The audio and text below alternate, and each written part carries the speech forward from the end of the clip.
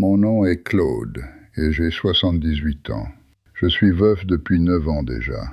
Et je vais vous raconter l'histoire de la fois où j'ai découvert que mes enfants ne m'aimaient pas vraiment du tout. Ils m'aimaient simplement comme on aime un portefeuille qu'on peut voir à travers une vitre épaisse. Cette histoire n'est pas dramatique. Elle est bien pire que cela. Elle est ordinaire. Elle est silencieuse. Elle est celle qui arrive quand personne ne regarde, dans les petits gestes de chaque jour, les paroles oubliées et les regards détournés. Et elle se termine d'une manière que personne, absolument personne dans cette famille, ne pouvait imaginer ni prévoir. Avant de commencer, laissez-moi vous donner le contexte nécessaire pour bien comprendre cette histoire entière. Après le décès de ma femme Margot, j'ai hérité d'une petite fortune personnelle. Ce n'était pas des millions, mais c'était suffisant pour vivre bien et sereinement. Une maison bien entretenue, des placements solides et durables, une assurance vie de 250 000 €. Et j'avais prévu de vivre confortablement pour mes dernières années et de laisser quelque chose de réel à mes 3 enfants, Mathieu, Valérie et Christiane. Je ne suis pas un homme riche, mais je suis un homme aisé. Et je pensais sincèrement que cela signifiait quelque chose de positif pour ma famille. Vous êtes nouveau ici? Bienvenue sur cette chaîne. Je vous demande de vous abonner maintenant si ce que j'ai à raconter vous touche profondément. Et dans les commentaires, parlez-moi de votre propre expérience de vie familiale difficile. Avez-vous déjà senti que votre famille vous aimait davantage pour ce que vous possédiez que pour qui vous étiez réellement en tant que personne? De quel endroit du monde me regardez-vous aujourd'hui précisément? Écrivez-le dans les commentaires. Je vous lis tous attentivement. Sachez que votre voix compte autant que celle de n'importe qui d'autre. Maintenant, revenons à cette histoire qui a profondément changé ma façon de comprendre ce que signifie le mot amour. Alors, comment tout a-t-il commencé? Subtilement, comme toujours dans ce genre d'histoire. Mes enfants ont tous entre 40 et 50 ans aujourd'hui. Ce sont des adultes pleinement responsables de leurs actes. Ils ont des vies, des emplois, des familles entières à gérer au quotidien. Je ne m'attendais pas à les voir tous les jours. Mais j'avais supposé une chose fondamentale et raisonnable, qu'il y aurait un minimum de respect véritable, un minimum de présence humaine, un minimum d'amour sincère. Je m'étais trompé sur chaque point sans exception. Ce que j'ai reçu à la place était très différent de ce que j'avais imaginé. C'était une forme subtile et presque invisible d'abandon. Cela a commencé par les visites qui s'espaçaient de plus en plus souvent. Au début, c'était une excuse valide et compréhensible. « Papa, j'ai beaucoup de travail en ce moment. »« Je suis désolé, papa, les enfants ont des activités. » Mais l'espacement s'est lentement transformé en absence prolongée et totale. 6 mois passeraient sans que je voie Mathieu. Des mois entiers sans appel de Valérie. Et Christiane ? Elle venait à Noël et à mon anniversaire. C'est tout ce qu'elle faisait. Et même à ces occasions rares, c'était manifestement un devoir accompli vite. Je pouvais le voir dans ses yeux. Elle ne voulait pas vraiment être là. Personne ne voulait vraiment être là. Quand il venait, il y avait une froideur que je n'avais jamais connue auparavant ici. Je dirais quelque chose pendant le dîner et il y aurait un silence. Pas un silence neutre, un silence lourd de jugement. Mathieu vérifierait son téléphone. Valérie regarderait par la fenêtre. Christiane avait une habitude très particulière. Elle s'assurait toujours de savoir où je gardais les documents importants. Elle posait des questions. « Papa, où tu mets tes papiers d'assurance? Où est ton testament? As-tu pensé à mettre à jour tes comptes ?» Au début, j'ai pensé que c'était du souci sincère. J'ai vite compris que ce n'était pas du souci du tout. C'était de l'inventaire froid. Un jour, après leur départ ce dimanche-là, j'ai découvert une note que Christiane avait laissée tomber entre les coussins du canapé. Elle était adressée à Valérie, et elle disait « Tu as vu combien il a vieilli? Je donne au maximum 5 ans. Et l'assurance est à 300 000 maintenant, d'après le papier que j'ai trouvé dans le tiroir du bureau. » Je suis resté 1 heure entière à regarder ce bout de papier. Je voulais croire que j'avais mal lu les mots, que je les avais mal compris. Mais non, il n'y avait absolument rien à mal comprendre. Ils aimaient mon argent bien plus qu'ils n'aimaient mon cœur de père. Et vous savez, la pire partie de tout cela, c'est qu'avant cette note, je ne m'étais jamais vraiment demandé si je méritais d'être aimé sincèrement. Je suppose que c'est une naïveté propre aux personnes âgées. Vous avez tous ces souvenirs de vos enfants quand ils étaient petits, et vous supposez naturellement que cela veut dire quelque chose de durable, que cela compte encore des décennies plus tard. J'avais changé leurs couches, je les avais bercés quand ils pleuraient la nuit, j'avais payé leurs études sans jamais me plaindre. J'avais été un père présent, même quand ce n'était vraiment pas facile du tout. Et maintenant, j'étais réduit à un simple portefeuille. Je me souviens d'un jeudi particulier. J'avais une angine sévère et je me sentais très mal. J'ai appelé Mathieu qui habite à seulement 15 minutes de chez moi. Je lui ai demandé s'il pouvait venir m'aider un peu. Il a dit « Désolé papa, j'ai une réunion importante. Pourquoi tu ne demandes pas à Valérie ?» J'ai appelé Valérie. Elle a dit « Papa, je dois chercher les enfants à l'école. Appelle une ambulance si c'est grave. » Et Christiane? Quand je l'ai appelée, elle a dit « J'allais justement te passer un coup de fil ce soir. Il faut que nous parlions sérieusement de ton testament. Quand est-ce que tu peux venir au notaire ?» Je suis allé aux urgences tout seul ce soir-là difficile. J'ai pris un taxi dans la nuit froide. Je me suis assis dans une salle d'attente remplie d'étrangers pendant 3 longues heures. Et pas un seul de mes enfants n'a appelé pour demander des nouvelles de mon état. Ce soir-là, allongé sur un lit d'hôpital froid, j'ai compris quelque chose d'essentiel et d'irrévocable, que le lien du sang ne garantit absolument rien de concret ni d'automatique, que l'amour n'est pas une transaction automatique ni héréditaire, et que j'avais passé toute une vie à investir sincèrement dans des gens qui ne m'avaient jamais vraiment vu comme un être humain digne d'amour. Après ce jour difficile et révélateur, il y a eu un tournant profond et décisif en moi. Ce n'était pas de la rage brûlante ni de la colère incontrôlée. C'était quelque chose de bien plus froid que cela. C'était de la lucidité pure. Et avec cette lucidité est venu naturellement un plan clair. Je n'ai pas décidé de les punir directement ni d'une façon spectaculaire ou dramatique.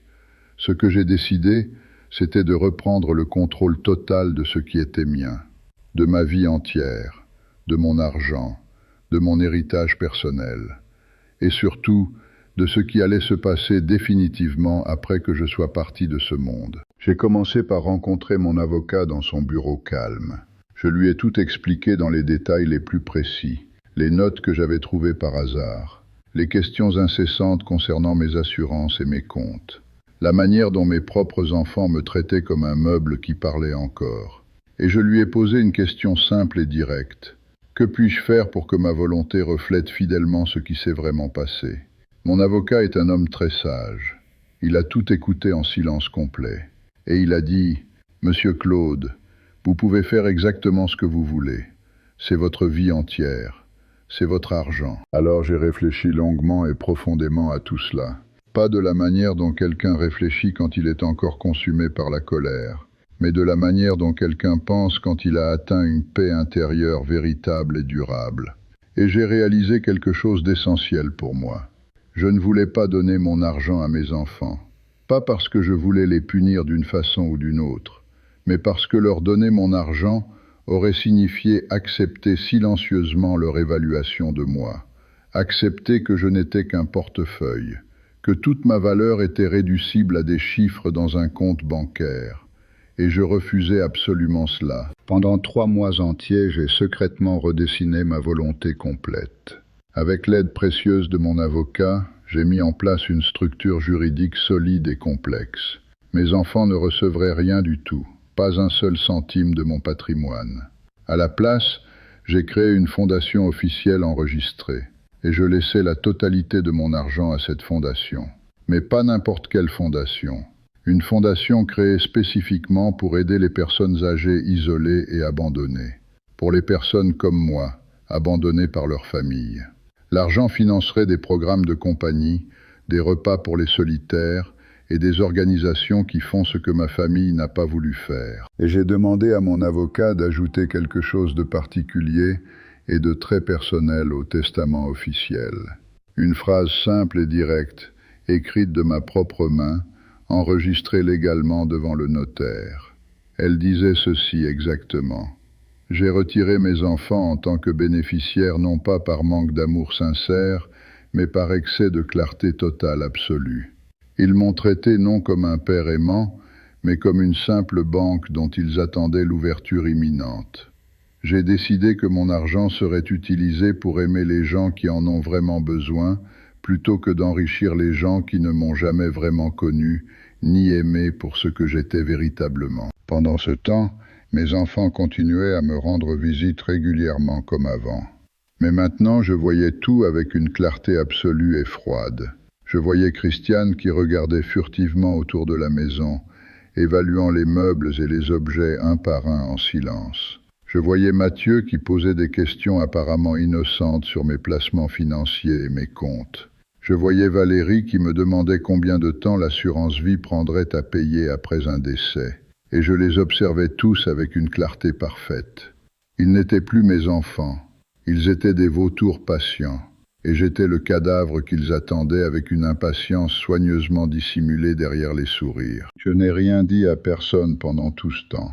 Je n'ai jamais expliqué quoi que ce soit à qui que ce soit. Je n'ai jamais montré ma douleur profonde, ni ma colère intérieure grandissante. Je leur posais simplement des questions normales et bienveillantes lors de leur visite. Avez-vous de bonnes nouvelles? Comment vont vos enfants? Et j'écoutais leurs réponses distraites et rapides, tout en pensant silencieusement au jour où tout cela se terminerait enfin, où ils comprendraient qu'ils avaient profondément et irrémédiablement mal calculé leur plan, qu'ils avaient présumé que leur avidité silencieuse serait un jour récompensée sans aucune conséquence durable. Mais l'avidité laisse toujours des traces bien visibles. En attendant ce moment final tant attendu, j'ai aussi pris soin de moi d'une façon nouvelle et libératrice. Je suis allé au cinéma seul, et j'ai vraiment aimé cette solitude choisie librement. J'ai relu des livres que Margot m'avait recommandés de son vivant. J'ai découvert que la solitude à laquelle j'avais été condamné par mes propres enfants n'était pas une punition douloureuse. C'était une bénédiction inattendue et précieuse. Un espace entier pour moi seul. Un moment pour comprendre ma propre valeur en dehors de tout portefeuille.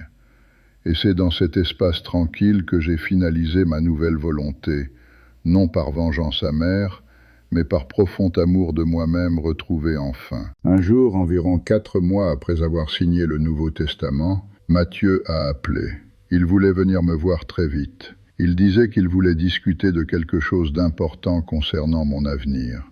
Je savais exactement ce que cela signifiait. Ils préparaient ensemble quelque chose de concret. Peut-être un plan pour obtenir une procuration légale sur mes biens. Peut-être une manière de contrôler mes comptes directement. Je l'ai invité sans hésiter.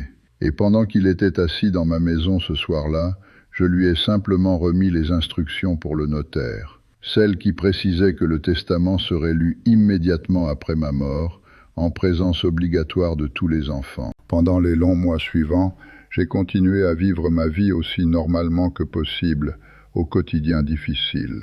J'ai continué à regarder mes enfants me traiter comme un objet précieux, mais sans âme ni voix propre. Et j'ai continué à savoir avec une certitude absolue ce qu'ils ignoraient encore complètement. Que bientôt, très bientôt, tout ce pourquoi ils patientaient avec une impatience à peine dissimulée aurait complètement disparu. Et le plus important, ils découvriraient pourquoi. Ce pourquoi, écrit soigneusement de ma propre main et enregistré légalement par mon avocat de confiance, serait la dernière chose qu'ils entendraient jamais de moi. Ma voix finale dans cette longue histoire familiale douloureuse. Cela n'a pas duré longtemps après ce moment décisif. 3 ans après avoir changé mon testament, une pneumonie sévère m'a atteint en plein hiver froid. Je ne suis pas vraiment revenu de là. Et à 81 ans bien passés, je savais que c'était mon moment de partir définitivement. À l'hôpital, mes enfants ont soudainement redécouvert l'importance de ma présence quotidienne. Ils venaient tous les jours, ponctuellement et régulièrement. Ils me tenaient la main avec une tendresse affichée. Ils me disaient qu'ils m'aimaient profondément. Mais je voyais clairement à travers leurs gestes et leurs mots. Je voyais l'impatience dissimulée dans leurs regards furtifs. Ils venaient faire leurs adieux et patiemment attendre. Mais je savais mieux que quiconque ce qui se passait réellement dans cette chambre. Et quand je suis mort, ce matin froid à 2 heures, Je suis mort en paix totale et absolue. Je suis mort sachant que j'avais repris le contrôle complet de ma propre histoire jusqu'à la toute dernière ligne, que je n'avais pas permis à ma douleur profonde de les détruire, mais que j'avais permis à ma lucidité froide de les redéfinir pour toujours devant le monde, et que le notaire lirait, à voix haute devant eux, les mots que j'avais écrits pour révéler qui ils étaient véritablement derrière leur masque familial, soigneusement entretenu pendant des années. Une semaine après ma mort, le notaire a réuni mes 3 enfants dans son bureau officiel et discret. Il y avait également un représentant officiel de la fondation que j'avais créée légalement de mon vivant. Le notaire a ouvert solennellement mon testament et a commencé à lire lentement et clairement à voix haute. Et quand il a atteint la section concernant les bénéficiaires désignés, j'imagine leur visage à ce moment précis. J'imagine le moment exact où chacun a compris qu'il n'y avait absolument rien pour eux. Pas un seul centime de tout ce patrimoine, pas une montre ancienne, pas même un bibelot souvenir de la maison familiale de leur père. Et puis le notaire a lu cette phrase particulière et personnelle, celle que j'avais écrite de ma propre main avec le plus grand soin.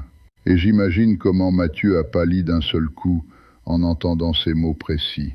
Comment Valérie s'est mise à pleurer, non pas de tristesse sincère pour moi, mais de rage pure et froide. Comment Christiane a demandé si c'était réellement une plaisanterie de très mauvais goût. Et quand le notaire a confirmé solennellement que ce n'était pas une plaisanterie, que c'était parfaitement légal et totalement exécutoire, je me suis permis, même mort, un dernier sourire intérieur. C'était ma dernière parole dans cette histoire, la plus importante. La fondation que j'avais créée porte maintenant mon nom avec fierté et continuité. Elle aide des centaines de personnes âgées chaque année sans exception ni distinction sociale. Elle finance des repas chauds pour les solitaires abandonnés par leur famille. Elle paie les soins d'infirmières à domicile pour les isolés qui n'ont personne. Elle existe parce que j'ai décidé que mon amour irait aux gens qui en avaient vraiment besoin, pas aux gens qui avaient simplement besoin de mon argent pour s'enrichir. Et mes enfants, ils ont découvert que la vraie pauvreté n'est pas l'absence d'argent, c'est l'absence totale de conscience humaine, l'incapacité profonde d'aimer quelqu'un pour ce qu'il est vraiment. Mathieu a contesté le testament devant les tribunaux, 2 fois consécutives et très coûteuses. Cela a coûté à la fondation de l'argent précieux pour défendre sa légitimité juridique. Cela a également exposé publiquement et définitivement ses véritables intentions à toute la région. Le procès a été rapporté dans les journaux locaux, et tout le monde savait pourquoi il contestait. Parce qu'il voulait simplement l'argent, pas parce qu'il pensait que j'étais mal informé au moment de signer, pas parce qu'il croyait que la fondation était une mauvaise idée, simplement parce qu'il voulait mon argent. Et cette vérité nue, exposée au public entier, la définit irrévocablement pour le reste de sa vie. Valérie et Christiane ont essayé une approche bien différente après la double défaite de Mathieu devant les tribunaux. Elles ont tenté de se montrer sincèrement et profondément repentantes devant tous, de feindre un amour rétroactif très difficile à croire pour quiconque les connaissait bien. Elles ont dit qu'elles ne savaient vraiment pas que j'étais si profondément malheureux et seul pendant toutes ces années. Elles ont dit qu'elles auraient voulu avoir l'occasion de tout changer entre nous. Mais cela n'a absolument rien changé à la situation réelle et juridique. Le testament était signé légalement, et sa volonté était exécutée. Et ma fondation a continué à grandir, indifférente à leurs regrets tardifs. 10 ans après ma mort, la fondation a aidé plus de 2000 personnes âgées abandonnées dans toute ma région. Elle a créé un centre d'accueil chaleureux et ouvert à tous ceux dans le besoin. Elle a financé des recherches sur la dépression chez les seniors isolés. Et elle porte mon prénom chaque jour avec fierté, Claude.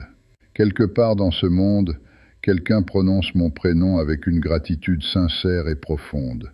Quelqu'un qui aurait pu mourir seul et ignoré se trouve maintenant entouré d'une communauté aimante. Et c'est mon véritable héritage. L'amour concret et durable qui enrichit les gens qui avaient besoin d'être aimés pour ce qu'ils sont vraiment. Cela aurait pu être une histoire entièrement différente et tellement plus heureuse. Si mes enfants m'avaient vraiment aimé pour ce que j'étais réellement, ma volonté se serait lue très différemment ce jour-là chez le notaire. Mais ils ont librement choisi autrement. Ils ont aimé mon argent et rien d'autre. Et j'ai compris profondément que ce que vous aimez finit par définir entièrement qui vous êtes aux yeux du monde. Ils ont choisi de me réduire à ce que je possédais matériellement. Et j'ai choisi de les aimer pour ce qu'ils auraient pu être s'ils avaient décidé, un seul jour, de me voir comme un père plutôt que comme une banque. Si vous écoutez ceci et vous vous reconnaissez dans cette histoire difficile, si vous êtes une personne âgée abandonnée par ceux qui auraient dû vous aimer sincèrement, ou si vous attendiez un héritage qui ne viendra jamais, je veux que vous sachiez ceci clairement. Votre douleur n'est pas invisible aux yeux du monde. Votre souffrance n'est pas oubliée ni ignorée par ceux qui regardent avec attention. Et quand vous partirez un jour, vous pouvez partir en ayant la dernière parole sur votre propre vie entière. Vous pouvez transformer votre douleur en amour véritable pour les autres. Vous pouvez faire que votre vie soit profondément riche de sens et de dignité humaine retrouvée. Abonnez-vous à cette chaîne pour découvrir chaque semaine de nouvelles histoires de dignité retrouvée et de justice silencieuse. Et dans les commentaires, dites-moi, si vous aviez été à la place de Claude dans cette situation précise de trahison familiale douloureuse, auriez-vous agi différemment? Auriez-vous pardonné à vos enfants malgré tout ce qu'ils avaient fait?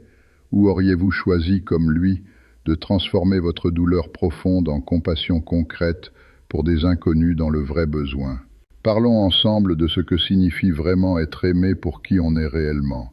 Parlons de la différence essentielle entre l'argent et la dignité humaine véritablement retrouvée. Merci sincèrement de m'avoir écouté jusqu'à la toute fin.